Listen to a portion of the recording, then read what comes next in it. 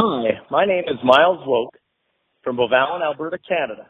And along with my wife, Melanie, my son, Miles Jr., or MJ, and my daughter, Michaela, we ranch and run Angus and Simmental cross cows and lots of horses that we sell throughout North America. And I'm very passionate about the cattle industry.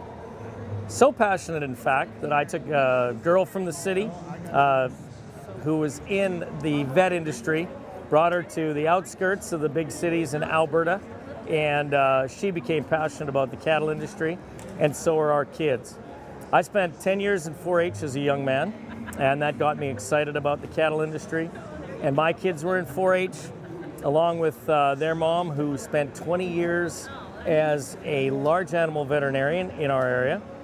I spent 30 years in the auction business, and now our kids are back ranching with us, and it gives me and my wife an opportunity to be involved in what we call cowboy politics.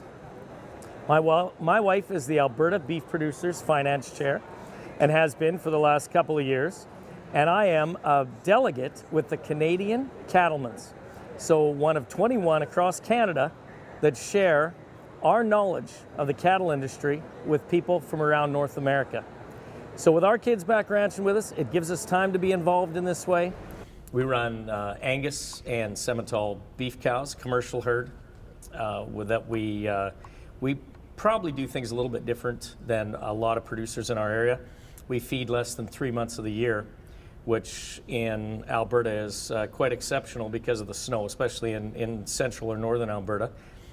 We use a lot of straw from grain to feed and really utilize feed in the wintertime. We use chaff piles that save some grain in there. We can also add protein to each one of the days of feed in the wintertime by adding barley grain, and along with the mineral pack, all devised through a nutritionist from Blue Rock Minerals in Innisfail, Alberta.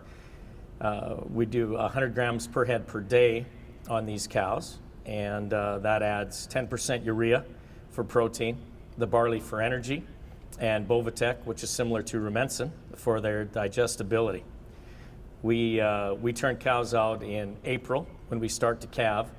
Even though we have snow then, we leave pastures, we graze them early in April. We don't touch them again through the course of the season. So we start grazing again in April, with supplementing with some feed as well.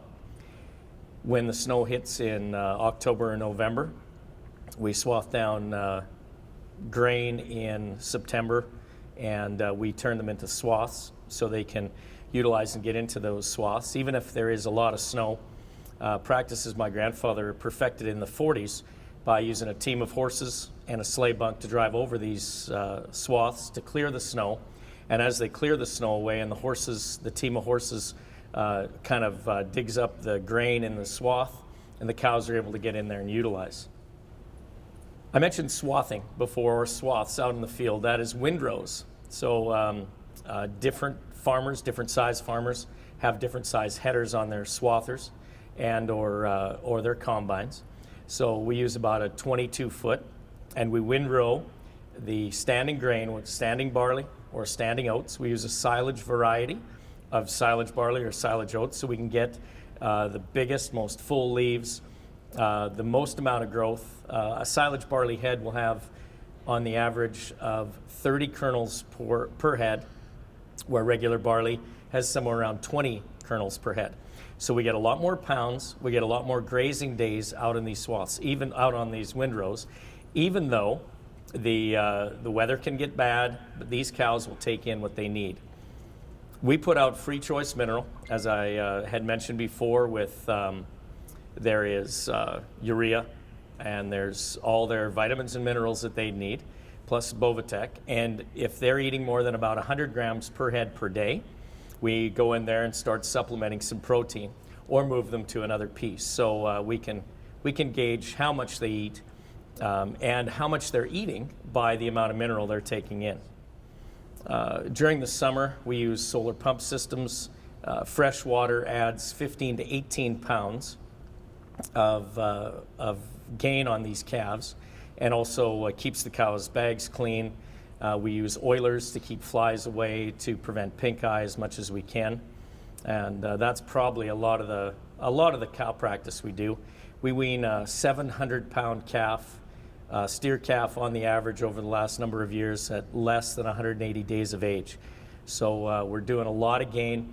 We rotate pastures very frequently. We use a holistic management type of situation where 1 or 2 bites on a blade of grass, and then we move on to another pasture and we rotate back on there with giving them a lot of chance for growth. We run big numbers with lots of cows in each group so that they can really get in and fertilize, and they really help. Of course, the urine from these cows really helps the fertilizer and to better the land. Also, in our seeding practices, we seed about 600 acres, mainly for feed. And when we combine, we leave the straw out on the field, and the cows get into these chaff piles or swaths. And in there, we've brought the organic matter up on a lot of those fields from 6% to over 10% by not spreading the straw, leaving the straw, and then letting them get out there and graze, and the fertilizer is all in the field. So we've done a lot of things to try to maintain soil health. We also buy and sell horses across the country, and it gives us an opportunity to meet with ranchers from the US and all parts of Canada. And that is one of the reasons why we come down to the NCBA, is to meet with producers from across North America. We had a really good trilateral meeting with Mexico and the US and Canada today, and relations amongst producers is fantastic. Government sometimes, but producers, of course, we all have the same thing in mind. We want to raise the best, healthiest cattle we can and produce the best beef we can in each of our countries for the production and for the use in our countries. Canada has a traceability program that links back to the CCIA tags, or the radio tags that are in the cattle's ear. Excuse me.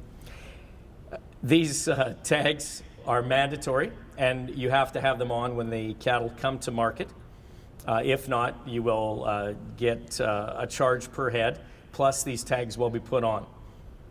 Each one of the feedlots wants to know where their cattle come from. They want to know what ranch they're from, and you can trace your calves right back or all the way to the feedlot and to the plate. So we belong to a Mcdonald's verified beef program, which started about 5 years ago. We were part of about 180 ranches across Canada that first signed up for the verified beef system.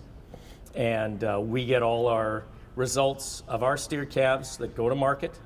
We get the grades in which all the carcasses are.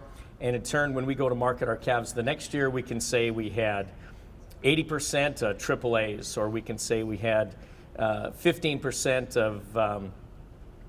of just media markers, just so people know. We want them to know what our calves are when we sell them. And the traceability in the event of disease, they can trace back, or the CFIA, the Canadian Food Inspection Agency, can look back on these tags. They can swipe a tag on an animal and know where it came from in just a few minutes. So traceability for export and for the sale of our beef is so very important, and I think it's a big part of our Canadian beef industry. And we do have the safest product in the world right here in North America. So thank you for an opportunity to come to such a fantastic conference, meet such great people, and learn so much from producers of like-minded individuals. Buy and eat beef, and thank you.